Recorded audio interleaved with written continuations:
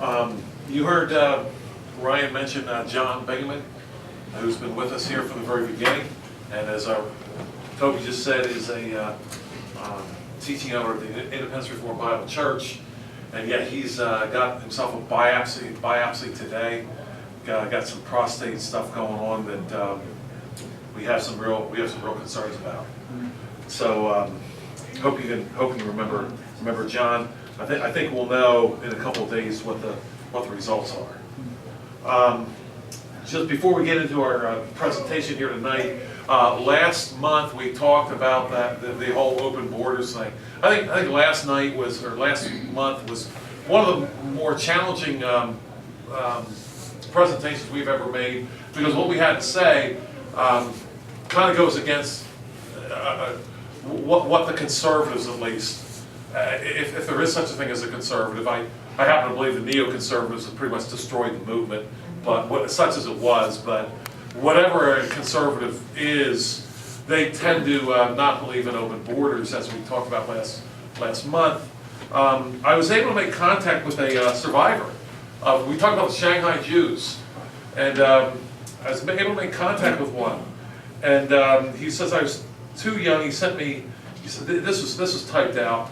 It's called Growing Up in Shanghai by a man named Rolf Preuss, who lives in Seattle, Washington. Talks about some of his family members that died in various concentration camps.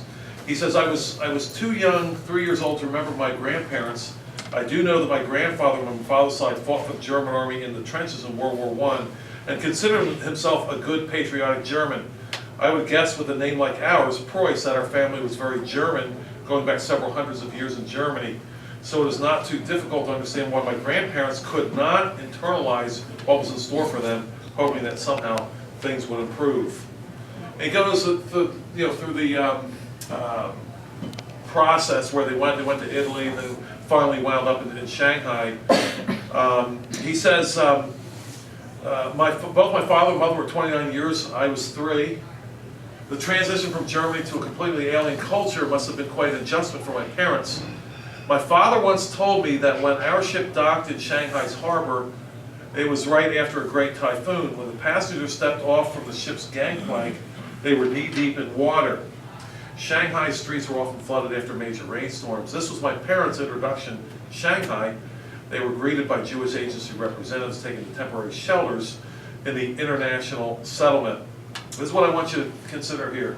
When I look at old photos of my parents' life in Berlin, I can't help but think and wonder how they must have felt during their first years in Shanghai with their little 3-year-old son in hand. And he has gone back and seen pictures of a very successful family that his family did have. Nice clothes, nice cars, all that. And oftentimes when we think of borders, we think of people with nothing on their back and they're just coming to get the free stuff. But in this case, they have been wealthy. They have been quite successful. And the borders, that's the key here. The critical thing was the borders were still closed because they were closed to everyone. More than we could say about that, but I don't want to say too much more. But if I happen to have this, I can't let you take it with me, so I want a copy. But if you want to see this, it's very detailed and somewhat difficult to read about what this man dealt with. He's in his 70s now, living in Seattle, Washington. Well, tonight's topic: God's remnant strategy, Isaiah's job. First thing we have to say is, look, if that photo of Isaiah, okay, it's not a photo of Isaiah. All right, but someone thinks it's Isaiah. If that's blurry to you, it's because you don't appreciate good art. Do you ever wonder how artists get away with that kind of nonsense all the time? You ever wonder that stuff? They say something ridiculous, and you're the one with the problem if you say it's ridiculous, right? Anyway, okay. It's my shot at artist tonight. My father was very artsy, but I love good art, and which is why I hate the present art community with a passion. Because if there's any group that's more anti-Christ than the scientific community, it is. It is the art community. A disgusting bunch for the most part. And the reason why is they're no longer looking at God's creation. That's not beautiful to them. What's beautiful to them is to look inside. No wonder their art is so ugly. All right, enough of that. So yeah, it's great art there. You can read this. That's terrible art. So you can know what that means. All right, Isaiah. God's remnant strategy. Isaiah's job. Let me read a little bit about Isaiah's job. We know from Isaiah 6 he got his call. He saw God in the temple, and his response is, "Woe is me, for I am undone." Isaiah was shocked. He saw God. He says, "Because I am a man of unclean lips, and I dwell in the midst of a people of unclean lips, for my eyes have seen the King, the Lord of hosts." His first impression was of a king.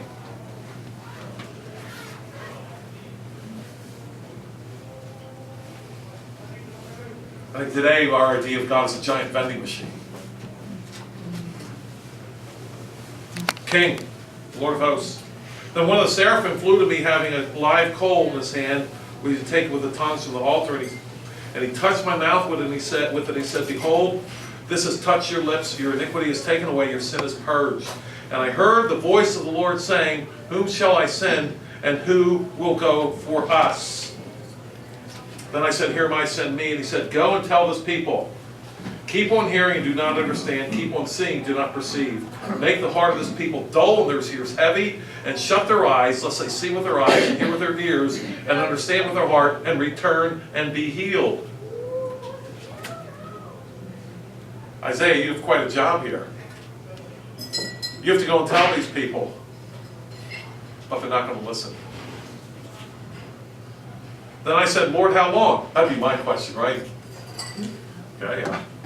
You have a job, go tell them. They're not going to listen. How long? Next week? A month? And God answers that question. He says, "Until the cities are laid waste and without inhabitant, the houses are without a man, the land is utterly desolate. The Lord has removed men far away, and the forsaken places are many in the midst of the land." Isaiah, you're going to keep talking until total desolation happens.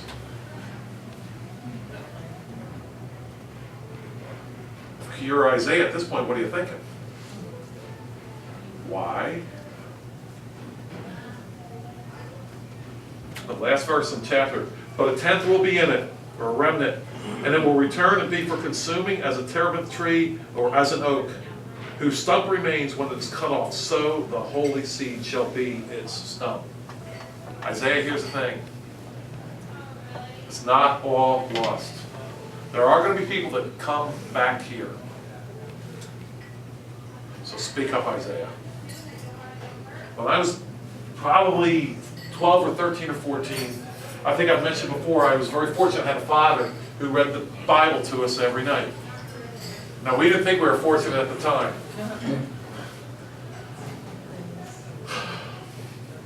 It just seemed like every night, we'd have supper. We'd do the supper thing.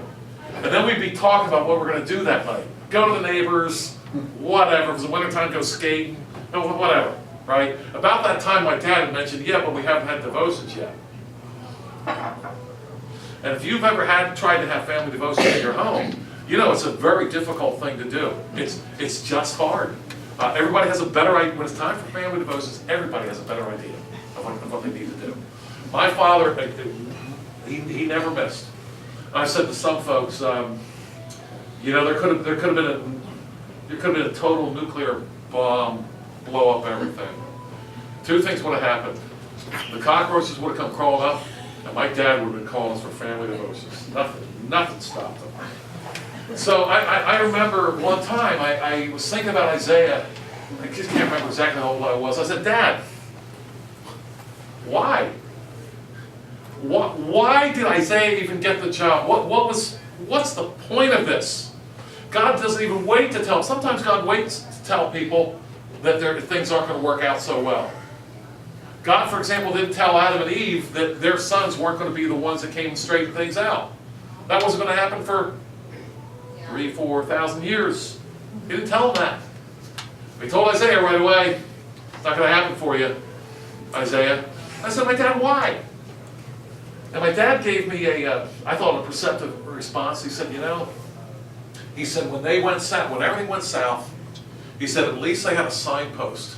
At least they knew where they went wrong. When they were dragged off into Babylon, they could at least remember that goof up Isaiah, that crazy person. You know what? He wasn't so crazy. We're in Babylon. He wasn't so crazy after all. Well, why study Isaiah's job? First of all, oh man, you know what I forgot what to do. Sorry. I have copies of what I'm going to say tonight. We're doing something really different tonight. Something we've never done. I should have said this in the beginning.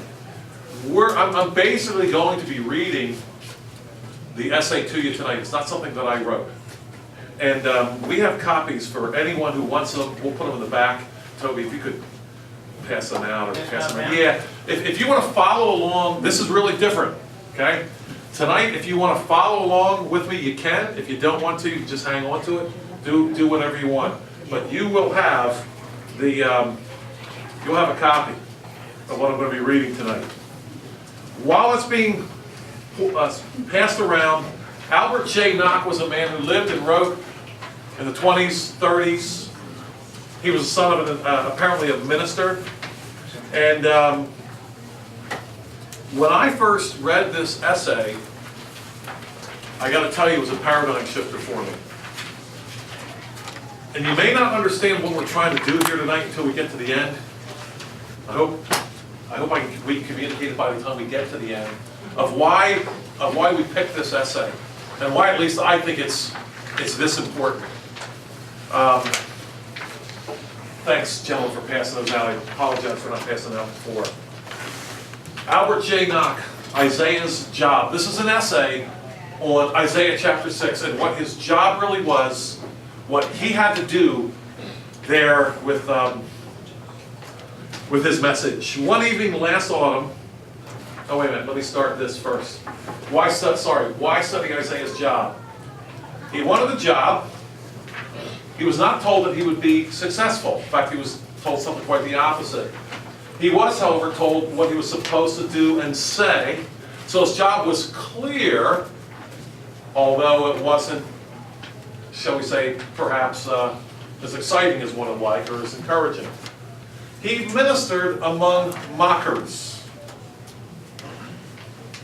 When you minister today, my friends, you run into mockers. Isaiah was in the middle of mockers.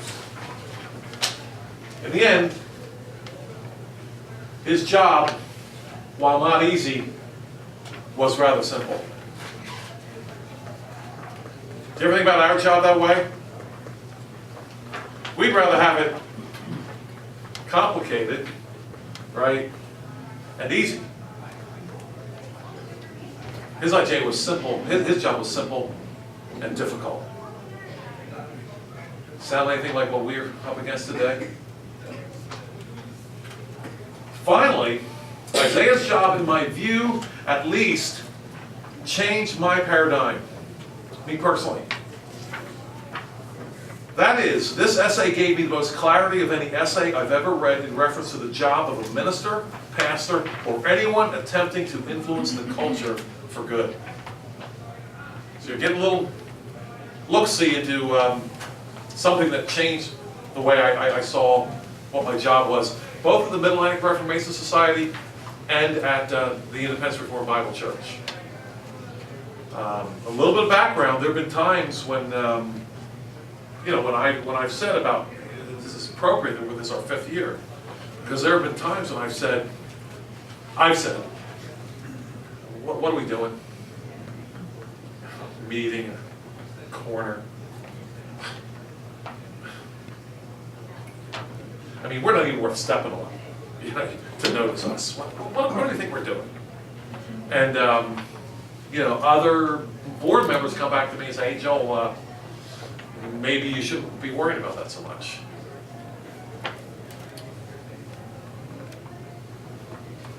Well, what do we know about Isaiah? First of all, he realized God was not anything like him in terms of ethics. Did you notice the first thing Isaiah said? He sees God, he sees the king. And he doesn't see God as different in terms of, well, you're powerful and I'm not.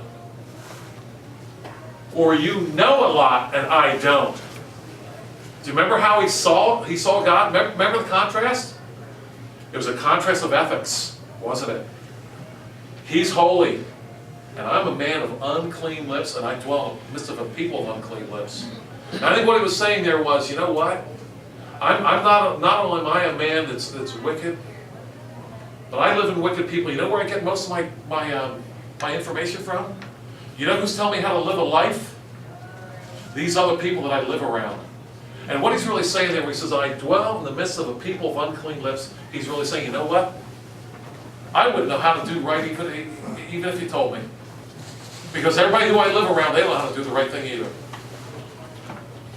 I'm a complete disaster in terms of my ethics. He realized God was not anything like him. He cared about his neighbor. That's why he wanted the job.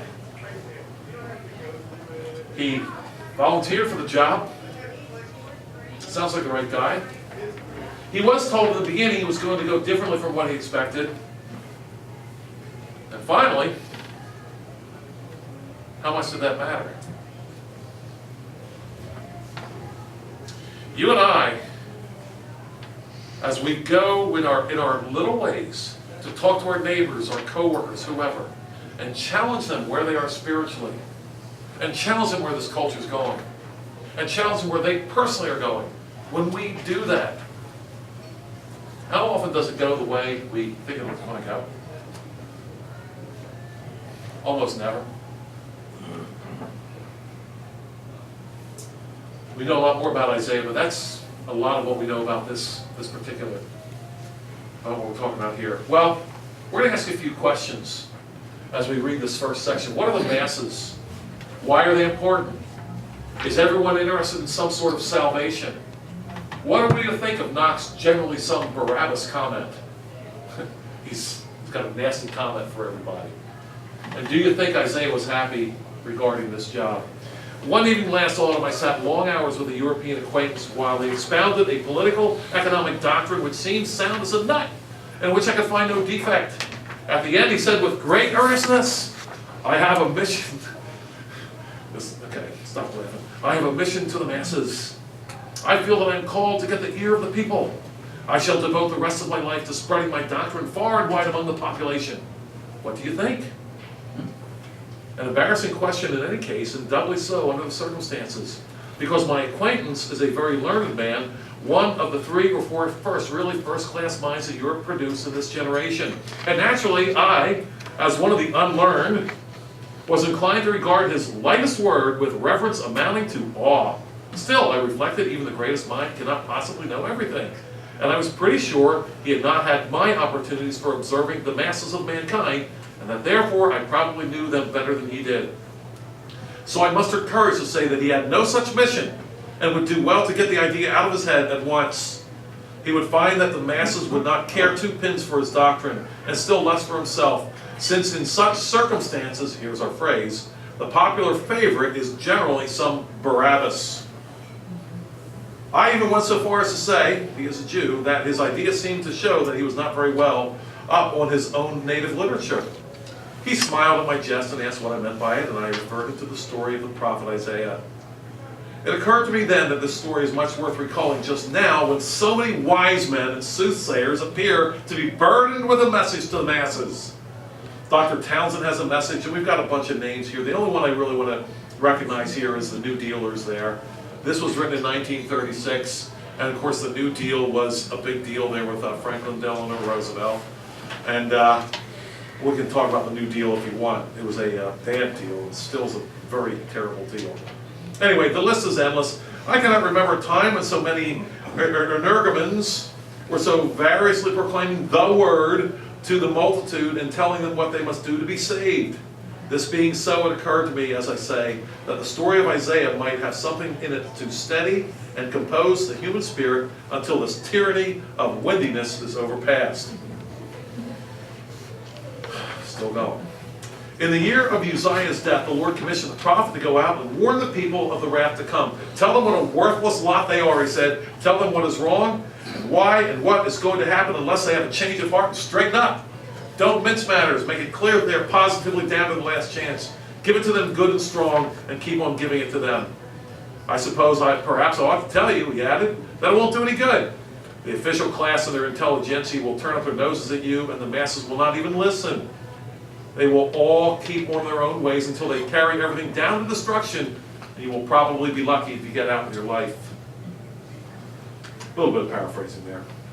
Isaiah had been very willing to take on the job. In fact, he had asked for it, but the prospect put a new face on the situation. It raised the obvious question.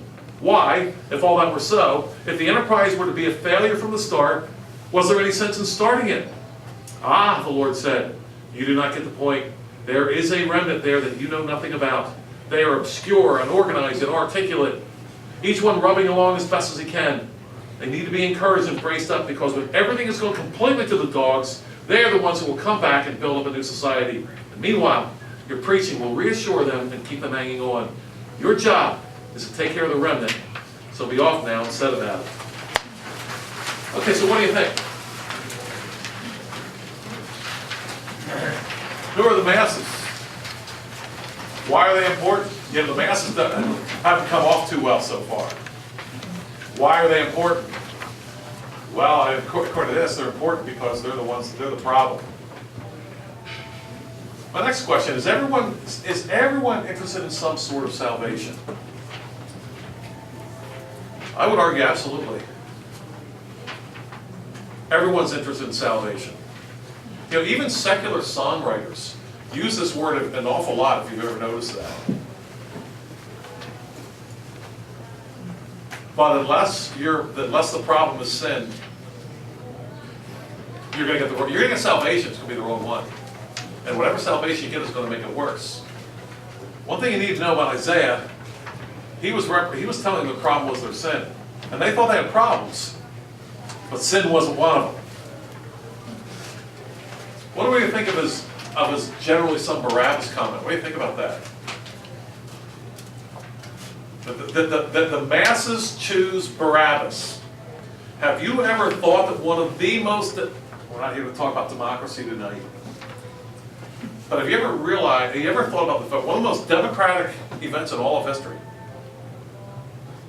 Very democratic event was definitely the crucifixion of Christ. You ever thought about that?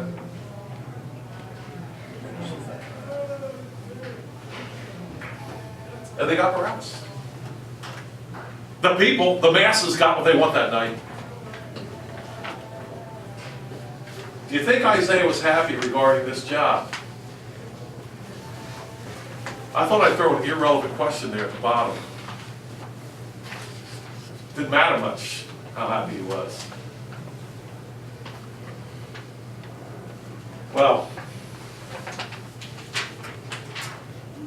apparently, the only element in Judea's society that was particularly worth bothering about was the remnant. Isaiah seems finally to have got through his head that this was the case, that nothing was to be expected from the masses, but that if anything substantial were ever to be done in Judea, the remnant would have to do it. This is a very striking and suggestive idea, but before going on to explore it, we need to be quite clear about our terms. What do we mean by the masses, and what by the remnant? What do you mean by that? As the word masses is commonly used, it suggests agglomerations of poor and underprivileged people, laboring people, proletarians. There's our guy Marx informing us there. And it means nothing like that.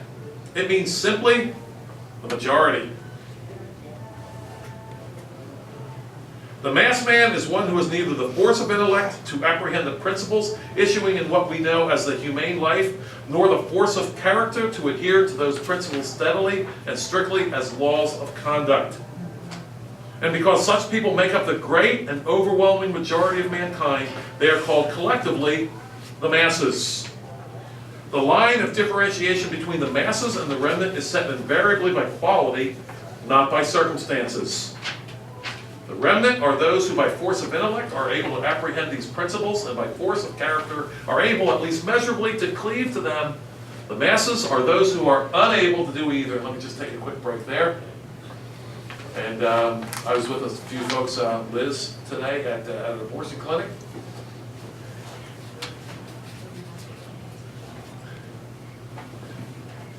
If there's anything in this whole wide world, I mean, I can almost get the Christian social, I mean, I can't get the Christian socialists because they haven't read the Bible or not interested in reading it anyway. But if there's one thing that we could really kind of should be able to get clearly through our heads, I would think it would be that baby thing.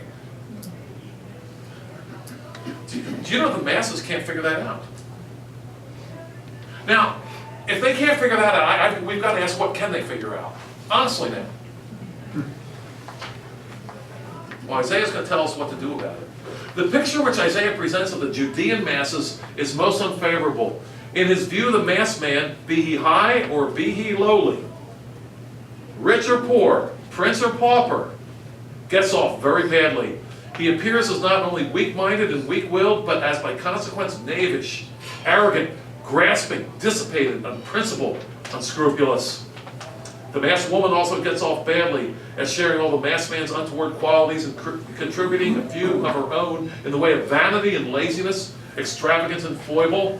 It may be fair to discount Isaiah's vivacity a little bit for prophetic fervor. After all, since his real job was not to convert the masses, but to embrace and reassure the remnant, he probably felt that he might lay it on indiscriminately and as thick as he liked. In fact, that's what he was expected to do. But even so, the Judean mass man must have been a most objectionable individual, and the mass woman utterly odious.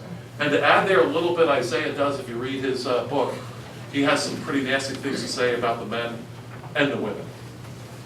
How lazy they were, and indifferent, and pathetic they were.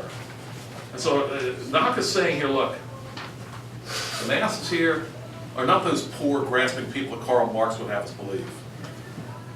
The masses are the majority of people that don't have character or brains to understand what's right and the willingness and ability to do it. These are the masses, rich, poor, whatever. If the modern spirit, whatever that may be, is disinclined towards taking the word as its face value, as I hear is the case, we may observe that Isaiah's testimony to the character of the masses has strong collateral support from respectable Gentile authority. Plato, I guess that's respectable. Plato lived into the administration of Eubulus when Athens was at the peak of its jazz and paper era, and he speaks of the Athenian masses with all Isaiah's fervency, even comparing them to a herd of ravenous, wild beasts. Curiously, too, he applies Isaiah's own word remnant to the worthier portion of Athenian society. There's but a very small remnant, he says, of those who possess a saving force of intellect and force of character. Too small, preciously, as to Judea, to be of any avail against the ignorant and vicious preponderance of the masses. This view of the masses is the one that we find prevailing at large among the ancient authorities whose writings have come down to us. In the 18th century, however, certain European philosophers spread the notion that the mass man, in his natural state, is not at all the kind of person that earlier authorities made him out to be, but on the contrary, that he is a worthy object of interest. His untowardness is the effect of his environment, an effect for which society is somehow responsible. This was written almost 80 years ago. If only his environment permitted him to live according to his lights, he would undoubtedly show himself to be quite a fellow. And the best way to secure a more favorable environment for him would be to let him arrange it for himself. The French Revolution acted powerfully as a springboard for this idea, projecting its influence in all directions throughout Europe. Let me stop there just briefly. I don't need a raise of hands here, but I'm asking, how many of you are familiar, at least, with the ideas of the French Revolution, what was really going on there? If not, you must become familiar with what happened there. The French Revolution was not perpetrated. The blood was everywhere. It was a killing time, and it wasn't being done by by the peasants with pitchforks. It was being done by the smart people who were going to create the new society that everybody's going to be happy in. You must know about the French Revolution. You must.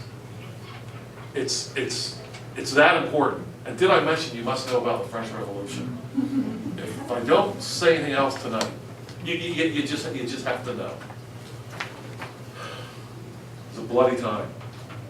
On this side of the ocean, a whole new continent stood ready for a large-scale experiment with this theory. Let's turn loose the mass man, the unprincipled mass man. It afforded every conceivable resource whereby the masses might develop a civilization made in their own likeness and after their own image. There was no force of tradition to disturb them in their preponderance or to check them in a thoroughgoing disparagement of the remnant. Immense natural wealth, unquestioned predominance, virtual isolation, freedom from external interference and the fear of it, and finally a century and a half of time. Such are the advantages which the mass man has had in bringing forth a civilization which should set the earlier preachers and philosophers at naught in their belief that nothing substantial can be expected from the masses, but only from the remnant. Since we've had a century and a half, how's it working, he's saying. His success, the mass man, here is unimpressive.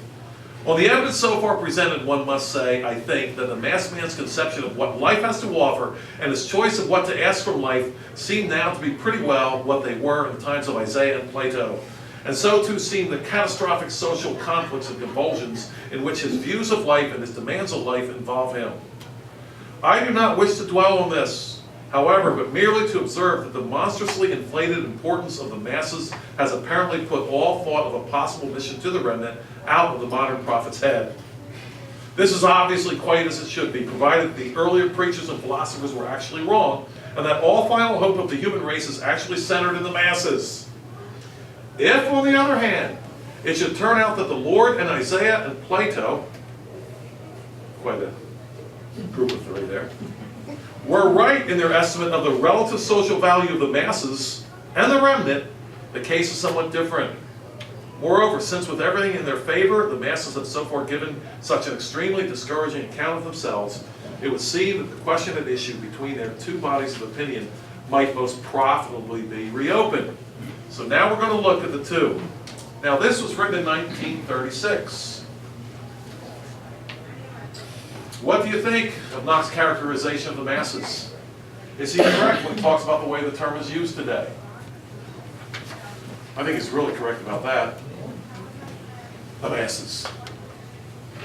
The ones who have been exploited by businessmen. When I worked in the concrete business, I had to deal with a union. It's an amazing thing. They loved the representatives who sat around and got fat and watched ESPN all day. And they hated the people whose name were on their paycheck. That's the way it was. And in my naivete, here's Joel, thinks he can talk some sense into their heads.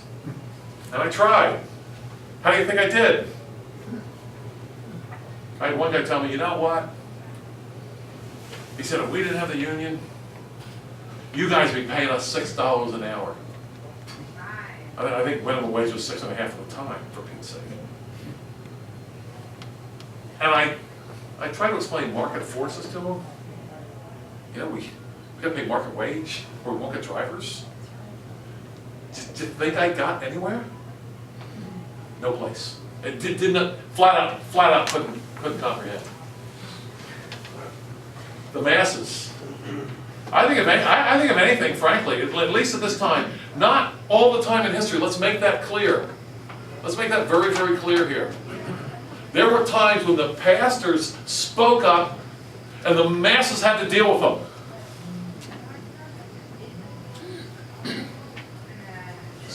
So it's not the case like this all the time. But now, when the pastors are quiet and they're appealing to the lower natures of the masses, I think he's too easy on the masses myself. I really do.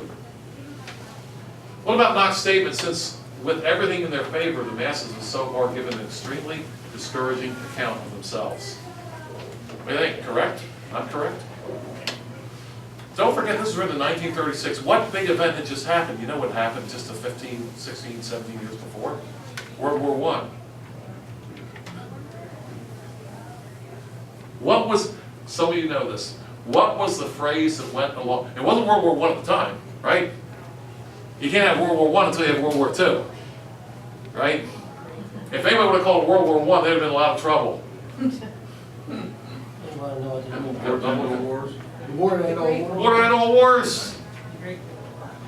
Yeah, this is called the Great War. But the big name was the War to End All Wars.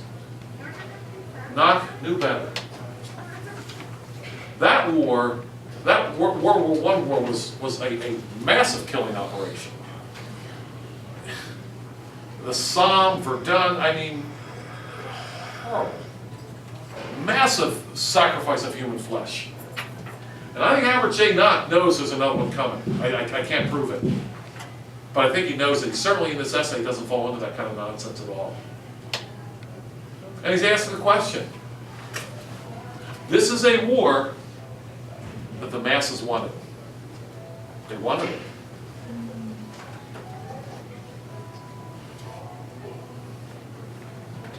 But without following up the suggestion, I wish only, as I said, to remark the fact, as things now stand, Isaiah's job seems rather to go begging. Everyone with a message nowadays is, like my venerable European friend, eager to take it to the masses. His first, last, and only thought is of mass acceptance and mass approval.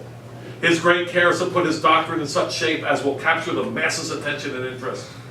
This attitude towards the masses is so exclusive, so devout, that one is reminded of the troglodyte monster described by Plato, and the assiduous crowd at the entrance to its cave, trying obsequiously to placate it and win its favor, trying to interpret its inarticulate noises, trying to find out what it wants, and eagerly offering it all sorts of things that they think might strike its fancy.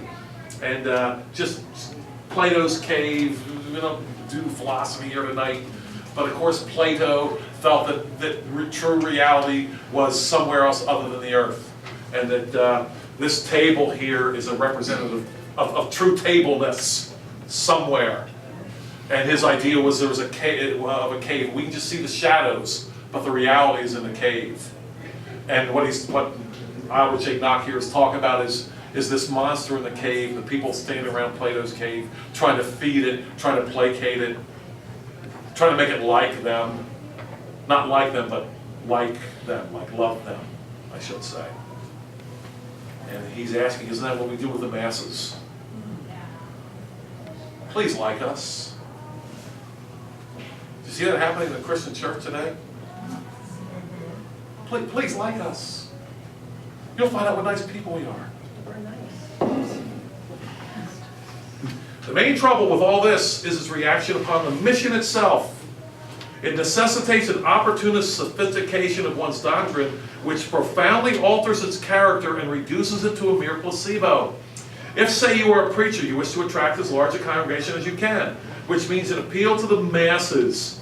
And this in turn means adapting the terms of your message to the order of intellect and character that the masses exhibit. If you are an educator, say with a college on your hands, you wish to get as many students as possible, and you whittle down your requirements accordingly. Anybody notice? Remedial courses are being offered more and more at our colleges and universities. Those remedial courses, you know, the stuff they were supposed to learn when they got there and they don't know. It's becoming a big thing. If a writer, you aim at getting many readers. If a publisher, many purchasers. If a philosopher, many disciples. If a reformer, many converts. If a musician, many auditors, and so on. But as we see on all sides, in the realization of these several desires, the prophetic message is so heavily adulterated with trivialities in every instance that its effect on the masses is merely to harden them in their sins. Meanwhile, the remnant, aware of this adulteration and of the desires that prompt it, turn their backs on the prophet and will have nothing to do with him or his message. Isaiah, on the other hand, worked under no such disabilities. He preached to the masses only in the sense that he preached publicly. Anyone who liked might listen. Anyone who liked might pass by. He knew that the remnant would listen, and knowing also that nothing was to be expected of the masses under any circumstances, he made no specific appeal to them, did not accommodate his message to the measure in any way, and did not care two straws whether they heeded it or not. As a modern publisher might put it, he was not worrying about circulation or about advertising. Hence, with all such obsessions quite out of the way, he was in a position to do his level best without fear or favor, and answerable only to his august boss. One boss. One king. Not the masses.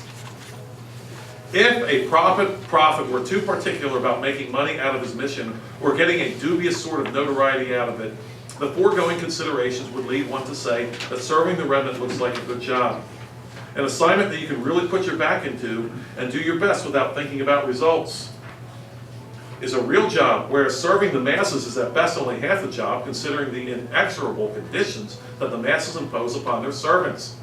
They ask you to give them what they want, they insist upon it, and will take nothing else, and following their whims, their irrational changes of fancy, their hot and cold fits, is a tedious business, to say nothing of the fact that what they want at any time makes very little call on one's resources of prophecy. The remnant, on the other hand, want only the best you have, whatever that may be. Give them that and they're satisfied. You have nothing more to worry about. The prophet of the American masses must aim consciously at the lowest common denominator of intellect, taste, and character among, we would now say, 3 billion people. No, not 3 million, 300 million, excuse me, I'll find zero. That's 120 million, 300 million now. And this is a distressing task. The prophet of the remnant, on the contrary, is in the enviable position of Papa Hayden in the household of Prince Esterhazy. All Hayden had to do was to keep forking out the very best music he knew how to produce, knowing it would be understood and appreciated by those for whom he produced it, and caring not a button what anyone else thought of it. And that makes a good job. And I would say, a good artist. In a sense, nevertheless, as I have said, it is not a rewarding job. If you can tough the fancy of the masses and have the sagacity to keep always one jump ahead of their vagaries and vacillations, you can get good returns in money from serving the masses. And some do. Many do.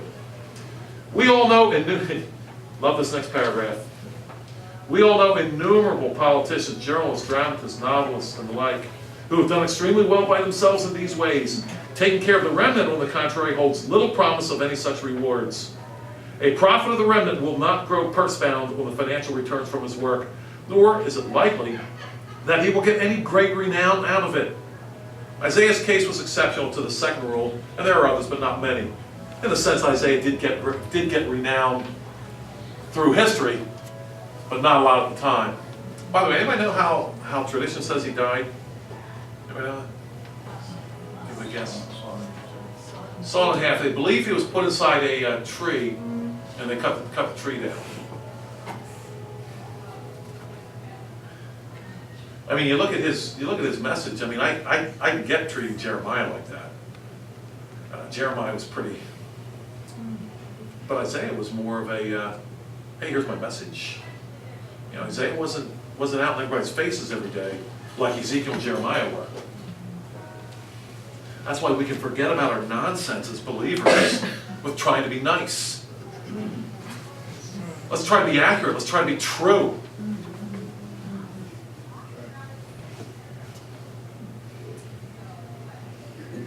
It may be thought then that while taking care of the remnant is no doubt a good job, it is not an especially interesting job because it is as a rule so poorly paid. But I have my doubts about this. There are other compensations to be got out of the job besides money and notoriety, and some of them seem substantial enough to be attractive. Many jobs which do not pay well are yet profoundly interesting, as for instance the job of research student in the sciences is said to be. Not so much anymore. And the job of looking after the remnant seems to me, as I have surveyed it for many years from my seat in the grandstand, to be as interesting as any that can be found in the world. Worrying about the message, the masses instead of the message, necessitates an opportunist sophistication of one's doctrine, which profoundly alters its character and reduces it to a mere placebo. Absolutely one of my favorite phrases in this essay. You know, I got concerned years ago when I won't mention the Bible translation, concerned me a little bit. In the front of the Bible translation, I saw the goals of the translation. Accurate, so forth. All seemed pretty good. Then I got to the last little line. It was such a simple thing I never forgot it. Here's the last line. It shall be understandable to the masses.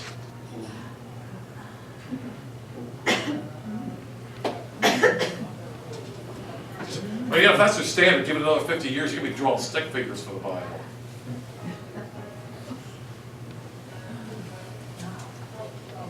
Just keep dumbing it down, you know, so the masses keep getting everything.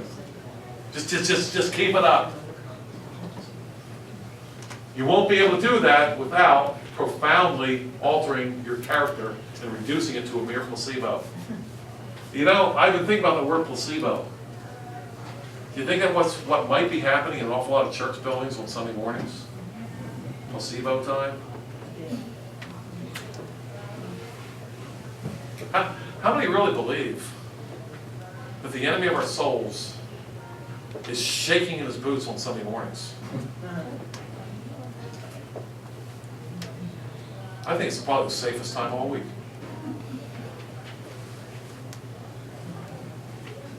So far, are you able to follow? I want to ask you that. Are you able to follow the case that Knock is making? Are you able to follow this? It's a little complicated. Some of the words are not what we're used to reading. We were born 60 years too late. 60 years ago, we get it. 60 years from now, we probably put it with Old English and never even read it.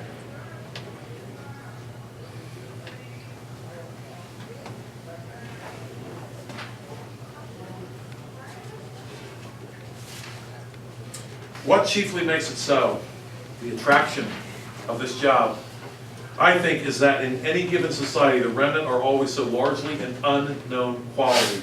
You do not know and will never know more than two things about them. You can be sure of those, dead sure as our phrase is, but you will never be able to make even a respectable guess at anything else. You do not know and will never know who the remnant are, nor what they are doing or will do. Two things you do know and no more. First, that they exist. Second, that they will find you. Except for these two certainties, working for the remnant means working in impenetrable darkness. And this, I say, is just the condition calculated most effectively to pique the interest of any prophet who is properly gifted with the imagination, insight, and intellectual curiosity necessary to a successful pursuit of his trade. So you got that. They exist, you know they're there, and you know you can't find them. When the historian of 2,000 years hence, or 200 years, looks over the available testimony of the quality of our civilization and tries to get any kind of clear, competent evidence concerning the substratum of right thinking and well-doing, which he knows must have been here, he will have a devil of a time finding it. When he has assembled all he can and has made even a minimum allowance for speciousness, vagueness, and confusion of motive, he will sadly acknowledge that his net result is simply nothing. A remnant were here, building a substratum like coral insects. So much he knows, but he will find nothing to put him on the track of who and where and how many they were and what their work was like. Concerning all this too, the prophet of the present knows precisely as much and as little as the historian of the future. And that, I repeat, is what makes his job seem to me so profoundly interesting. One of the most suggestive episodes recounted in the Bible is that of a prophet's attempt, the only attempt of the kind on record, I believe, to count up the remnant. Elijah had fled from persecution into the desert, where the Lord presently overhauled him and asked what he was doing so far away from his job. He said that he was running away, not because he was a coward, but because all the remnant had been killed off except himself. He had got away only by the skin of his teeth, and he being now all the remnant there was, if he were killed, then the true faith would go flat. The Lord replied that he need not worry about that, for even without him, the true faith could probably manage to squeeze along somehow, if it had to. And as for your figures on the remnant, he said, I don't mind telling you that there are 7,000 of them back there in Israel, whom it seems you have not heard of, but you may take my word for it, they are there. At that time, probably the population of Israel could not run to much more than 1 million or so, and a remnant of 7,000 out of 1 million is a highly encouraging percentage for any prophet. Sounds like low numbers, but hey, 7,000, you'd be shocked if you thought you were 0, right? With 7,000 of the boys on his side, there was no great reason for Elijah to feel lonesome, and incidentally, that would be something for the modern prophet of the remnant to think of when he has a touch of the blues. But the main point is that if Elijah the prophet could not make a closer guess on the number of the remnant than he made when he missed it by 7,000, anyone else who tackled the problem would only waste his time. So you get his point there. Elijah's a great prophet. Miscounted the remnant by 7,000. Pretty much 100% off. The other certainty which the prophet of the remnant may always have is that the remnant will find him. He may rely on them with absolute assurance. They will find him without us doing anything about it. In fact, if he tries to do anything about it, he is pretty sure to put them off. He does not need to advertise for them or resort to any schemes of publicity to get their attention. If he is a preacher or public speaker, for example, he may be quite indifferent to going on show at receptions, getting his picture printed in the newspapers, or furnishing autobiographical material for publication on the side of human interest. If a writer, he need not make a point of attending any pink teas, autographing books at wholesale, nor entering into any specious Freemasonry with reviewers. And I would add, getting down at the mayor's prayer breakfast for a photo op. All this and much more of the same order lies in the regular necessary routine laid down for the prophet of the masses. It is and must be part of the great general technique of getting the mass man's ear, or as our vigorous and excellent publicist, Mr. H.L. Mencken puts it, excuse this term, but I thought it was necessary, the technique of boob bumping.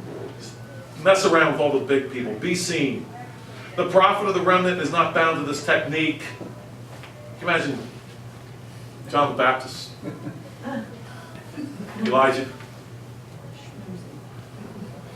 His schmoozmeisters. Trying to stay on the right side of all the important people. He may be quite sure that the remnant will make their own way to him without any adventitious aids.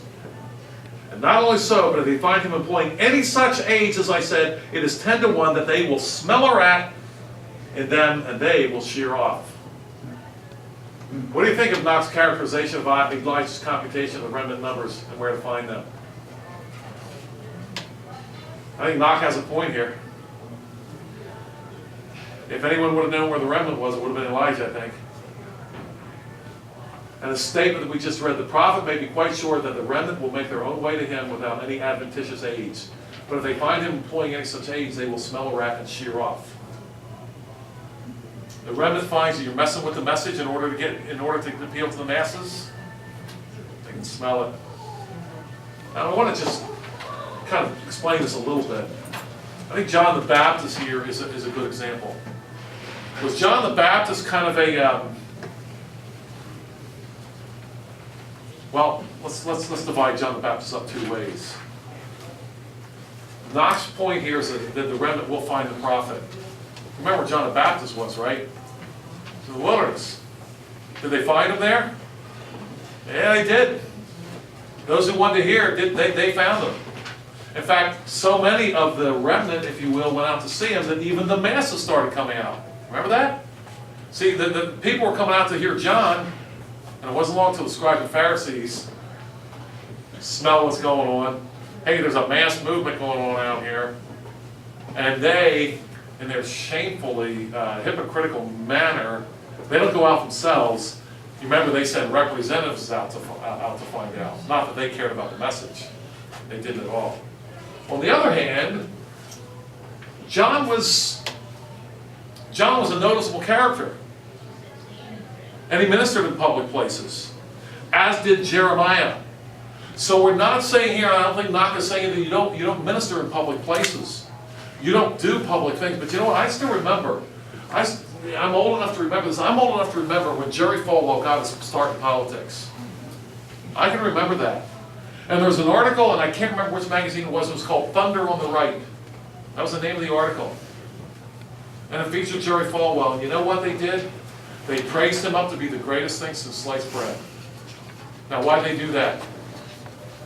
Because when you're dealing with the masses and the anti-Christians, don't ever forget that every execution is always preceded by an introduction. They have to introduce them before they get executed.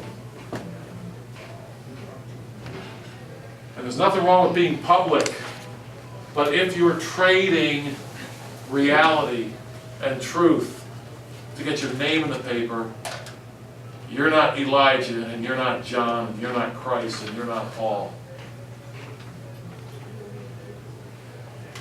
So we're not talking about public ministry here, but we are talking about trading your message for publicity. The certainty that the remnant will find him, however, leaves the prophet as much in the dark as ever, as helpless as ever in the matter of putting any estimate on any kind upon the remnant. For as appears in the case of Elijah, he remains ignorant of who they are that have found him, or where they are, or how many. They did not write in and tell him about it, after the manner of those who admire the vedettes of Hollywood, nor yet do they seek him out and attach themselves to his person. They are not that kind.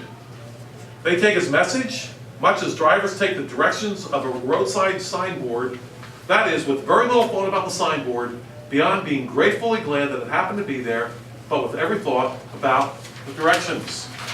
That's an extremely strong comment there. This impersonal attitude of the remnant wonderfully enhances the interest of the imaginative prophet's job.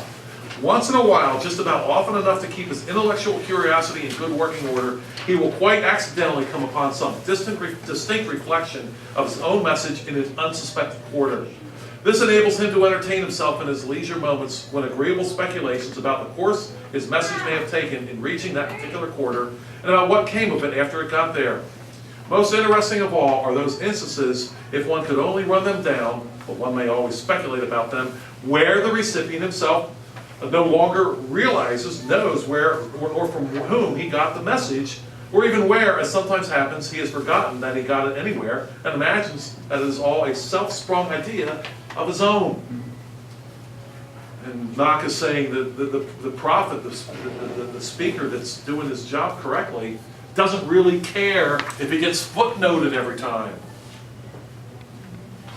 Such instances as these are probably not infrequent, for without presuming to enroll ourselves among the remnant, we can all, no doubt, remember having found ourselves suddenly under the influence of an idea, the source of which we cannot possibly identify. It came to us afterward, as we say, that is, we are aware of it only after it is shot up full grown in our minds, leaving us quite ignorant of how and when and by what agency it was planted there and left to germinate. It seems highly probable that the prophet's message often takes some such course with the remnant. For these reasons, it appears to me that Isaiah's job is not only a good one, but also extremely interesting, and especially so at the present time when nobody is doing it. If I were young and had the notions of embarking on the prophetical line, I would certainly take up this branch of the business, and therefore I have no hesitation about recommending it as a career for anyone in that position. It offers an open field with no competition. Our civilization so completely neglects and disallows the remnant that anyone going in with an eye single to their service might pretty well count on getting all the trade there is. Now I want to stop here for just a minute. We're almost finished, and I just have to talk about one man who influenced me greatly, and I'm just so grateful for him. And that's, and we have his books over here, and that's R.J. Rushdoony.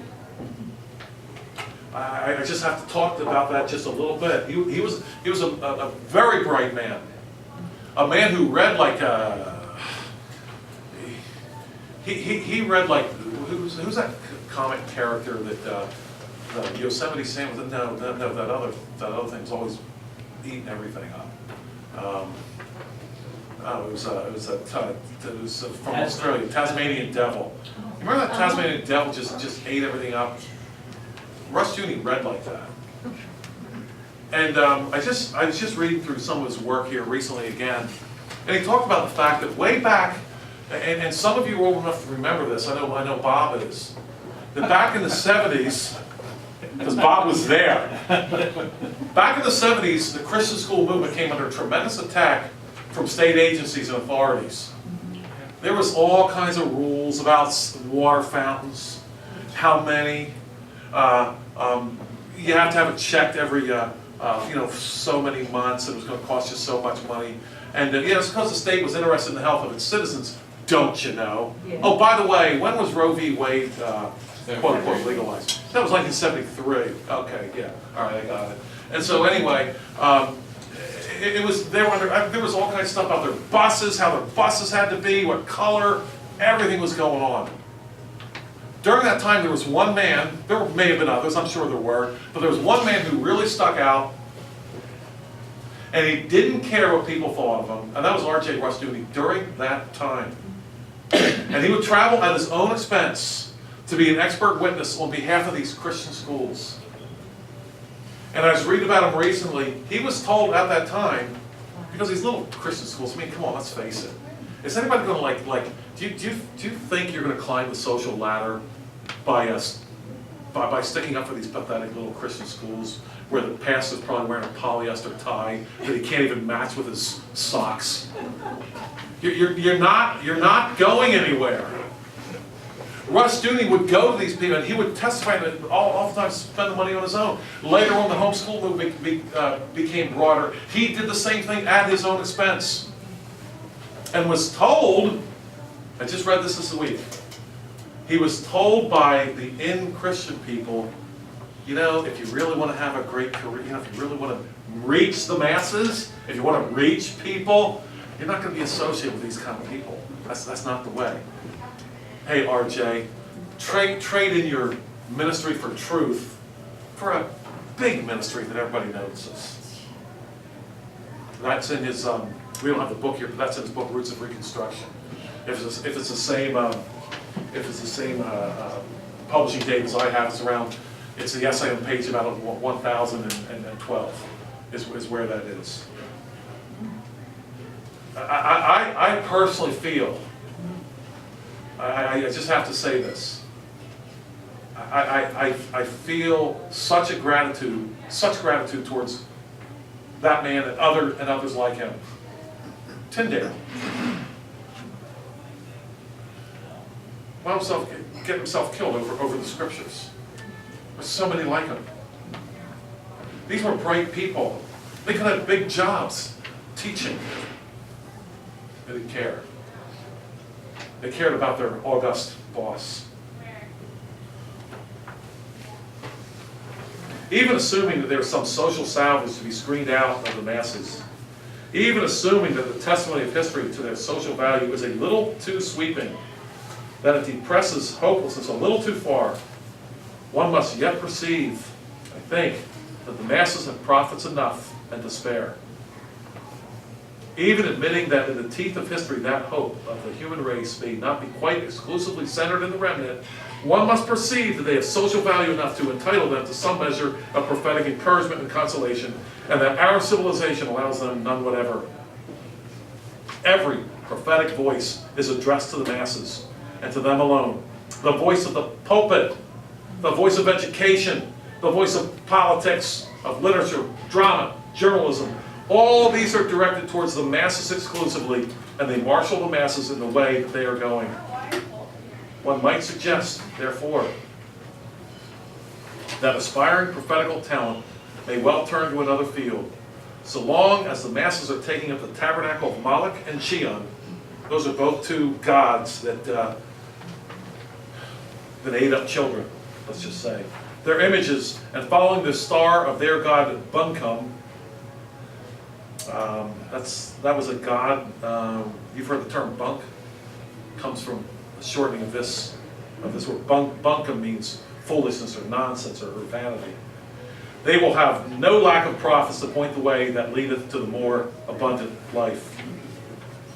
And hence a few of those who feel that prophetic afflatus, or influence, or encouragement, or want to, if you will, urge, might do a better job to apply themselves to serving the remnant. You want to be a prophet? You want to speak to the culture? It is a good job, an interesting job, much more interesting than serving the masses. And moreover, it is the only job in our whole civilization, as far as I know, that offers a virgin field.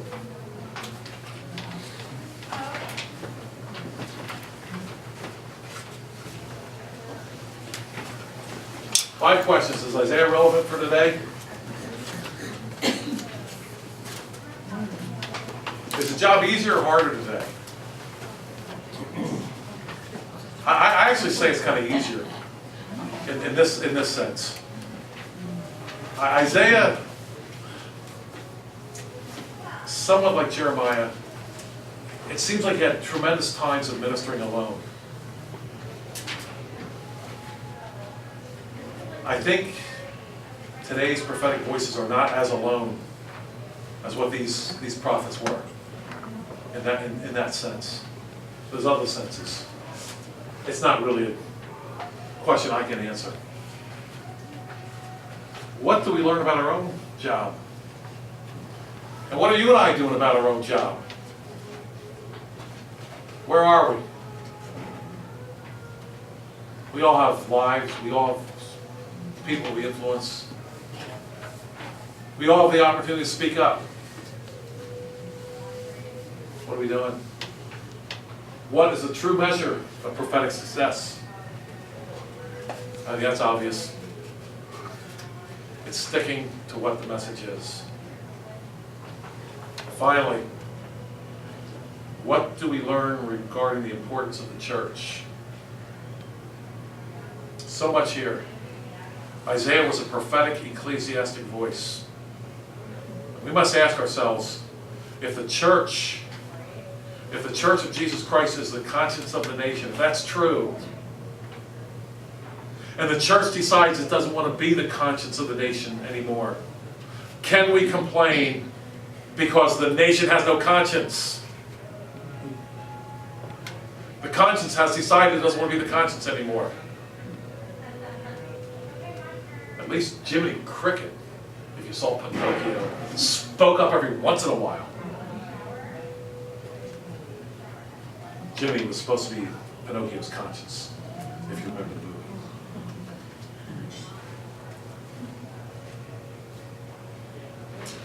Who has a question? Yes, Bob. I just got this impression that the remnant takes advantage of the prophet without, or the organization perhaps, it's even being prophetic, and they're more, it seems like they're willing to take And not give. and not give. Yeah. You know, I would respond to that this way.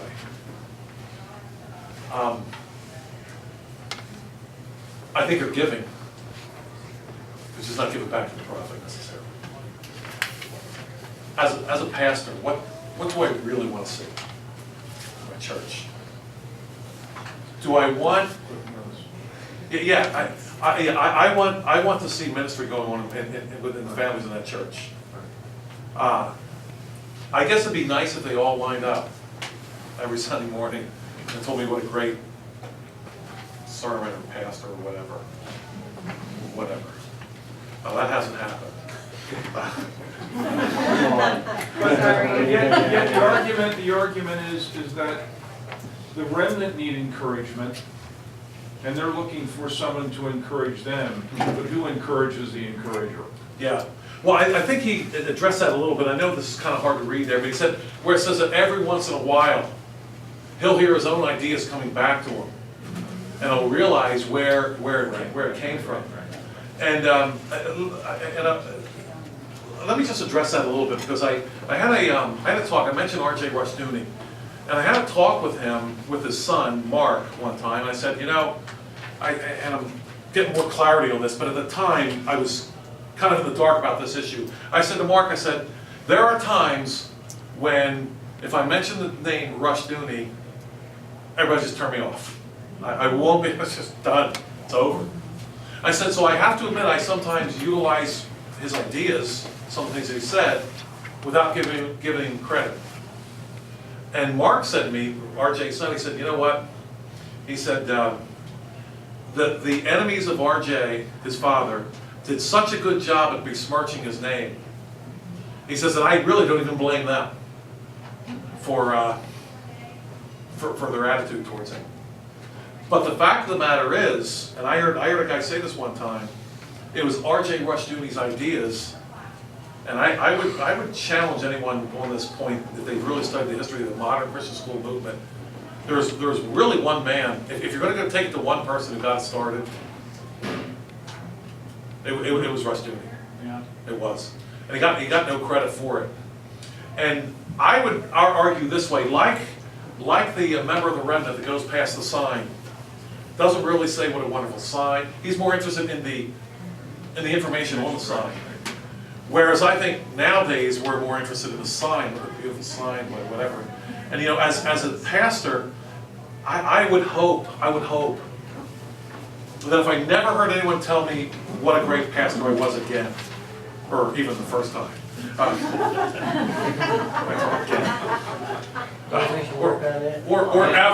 or ever, or my sermon was great, or ever.